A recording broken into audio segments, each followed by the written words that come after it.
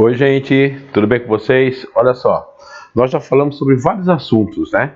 Já falamos a respeito das cruzadas, já falamos a respeito do que a gente chama de reforma religiosa, né? E agora nós vamos começar a falar a respeito da expansão marítima e comercial europeia, tá certo? Então, para a gente começar a entender esse processo todo, é bom lembrar da seguinte forma. Nós estamos falando ainda, né, do que a gente chama de Idade Média. E nesse momento, os europeus se deslocavam, né, geralmente a caminho andando por terra até chegar onde a gente pode chamar de núcleo comercial, que nesse caso seria Constantinopla. Então, os europeus faziam esse deslocamento e retornavam, no caso, para vender essas mercadorias.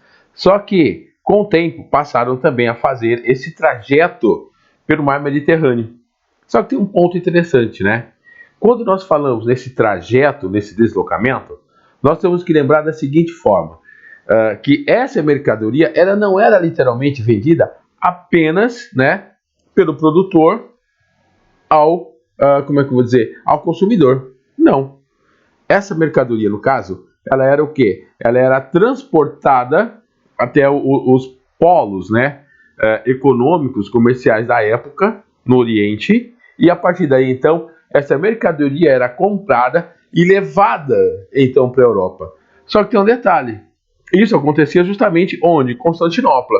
Só que Constantinopla, no caso, acabou caindo, né, nas mãos dos turcos otomanos. E a partir daí, então, o que acontecia? Essa mercadoria, para ser comercializada, né, na Europa, ela tinha assim, vamos por assim, uma inflação altíssima, né? Então, os árabes, no caso, que antes vendiam, no caso, né, para o europeu, agora está nas mãos dos turcos otomanos, e aí, então, essa venda desses produtos, né, passava a ser muito cara, encarecia demais. E é exatamente por esse motivo que algumas nações europeias passam, então, a buscar outro trajeto para chegar até Constantinopla. E uma dessas nações, né, que busca, a princípio, né, esse polo comercial para ela, no caso, é justamente quem?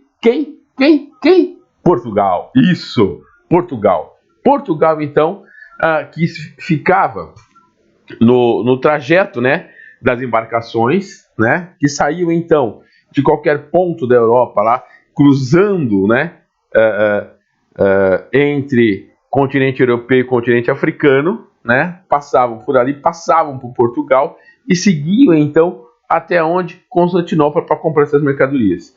Portugal, então, foi o quê? Assimilando esse conhecimento, né, e acaba simplesmente passando a ter o controle, né, dessa questão das navegações, dessas locomoções e etc.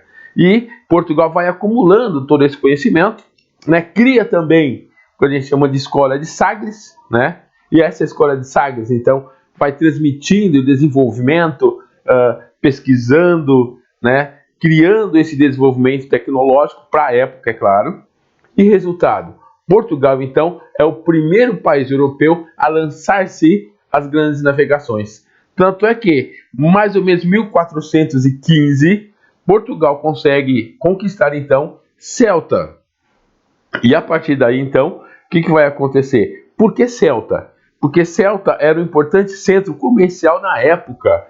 E Portugal, então, pretendia ter esse controle comercial. Por esse motivo, Portugal invade Ceuta, que passa, então, já a controlar ali aquelas questões comerciais. E a partir daí, então, Portugal tenta contornar o que a gente chama de continente africano, chegando até o que a gente chama de China, né, no Oriente. Tanto é que, ainda hoje, né, uma parte da China, chamada de Macau, ainda fala o português. Por quê? Porque teve a chegada dos portugueses e o processo de colonização nesse território todo. Tudo bem? Então, eu diria para vocês que é um dos períodos mais importantes, né, que a gente possa imaginar. Inclusive, tem um filme a respeito, que fala a respeito desse processo, né, comercial chamado